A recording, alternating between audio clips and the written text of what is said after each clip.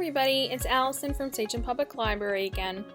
Today we're going to go over another database and it's called World Book Online. So let's get right into it. So for all of our databases and resources, we're going to click on Services and Resources. Go to W and World Book Web. I'm going to click on that home screen and I'm just going to put this, my library card number in.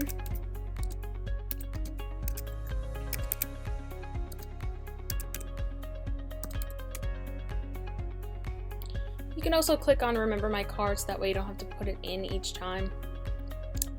And alright, so this is the screen that will come up. So there's a lot of different features for World Book. So there's early learning, things for kids, an activity corner, dramatic learning, discovering. So I'm going to show you a couple of the different features they have. The first one we're going to look at is Student.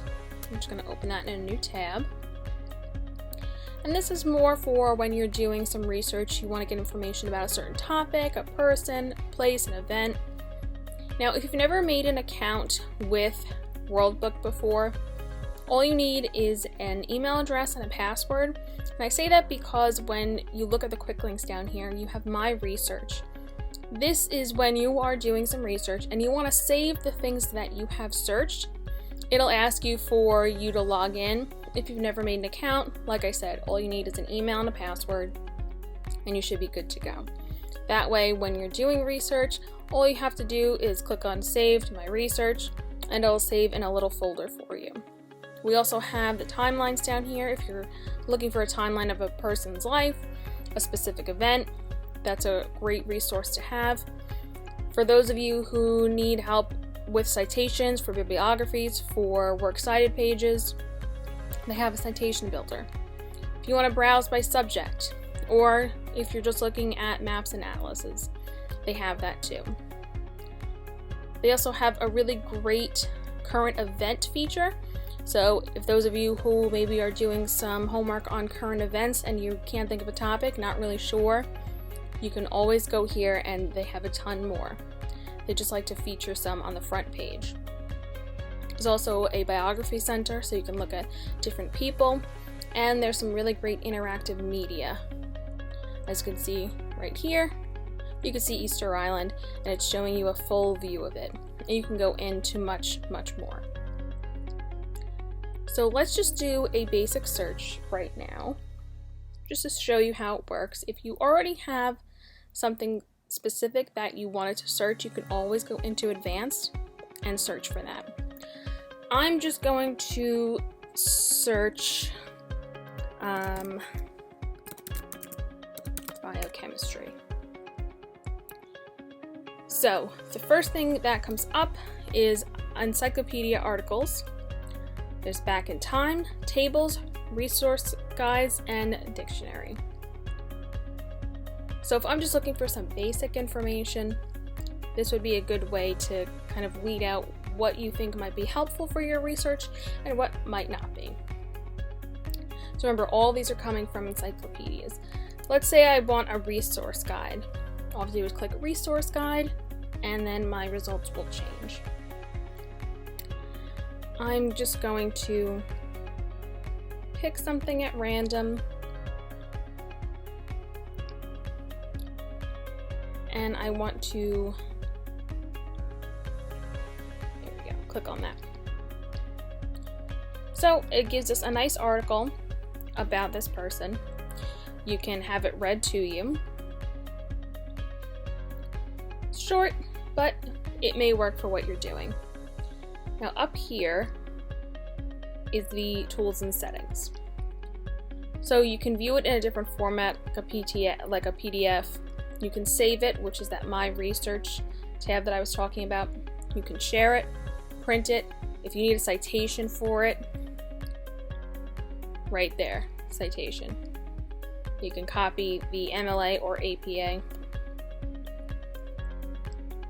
And there's also, you can have it translated and change the text.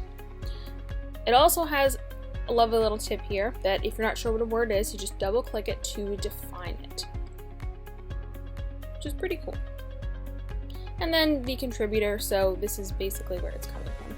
And then at the bottom, let's say you forgot that this was up here and you need to cite this source, how to cite this article, right there on the bottom. Okay, so the student category, very basic searching for topics. And now let's go to Activity Corner. I know a lot of us are stuck at home right now, and maybe you're not really sure what to do. You've kind of played all your games, you've run out of some crafting ideas, and you're not really sure where to look. This is a really great place to think up some new ideas. So what is really cool about this is that you can filter it by age range, type of activity, culture, time to complete, cost of materials, and if you want a holiday theme. So let's say you want a craft that's going to keep you busy for at least 45 minutes to an hour. We click on that and we want an age range. And let's go 8 to 11. And we can search. And we've got 6 crafts here. This way we can see which one might look best. I'm just going to open up this first one in a new tab. And it tells you what to do for this project. It also gives you what you'll need. You can print these, you can save it to your Google Drive, email it to yourself, or just save it in the Activity Corner.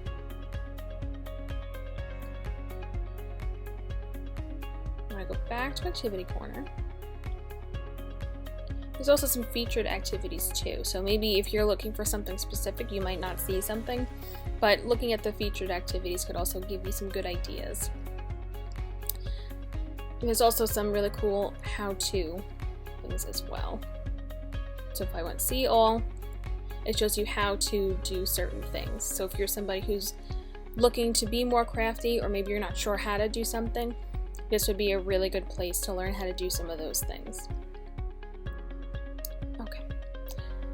The last thing I'm going to show you is the social studies power. Now, of course, this is going to be all social studies related. So, like most of these sites, you can search by a keyword, by a topic, by a person, something that you might be looking for. Or if you are in a government class, if you're in world history, they have all these little sub-topics here that you can click on and search to. And you can also search by the curriculum standard. And you can even look for your textbook.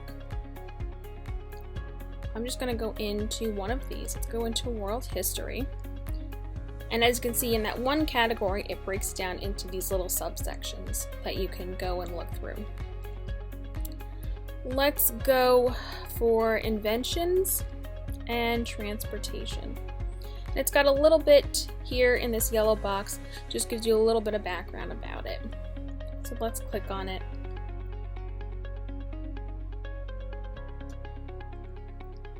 So it's basically giving you a lesson on transportation.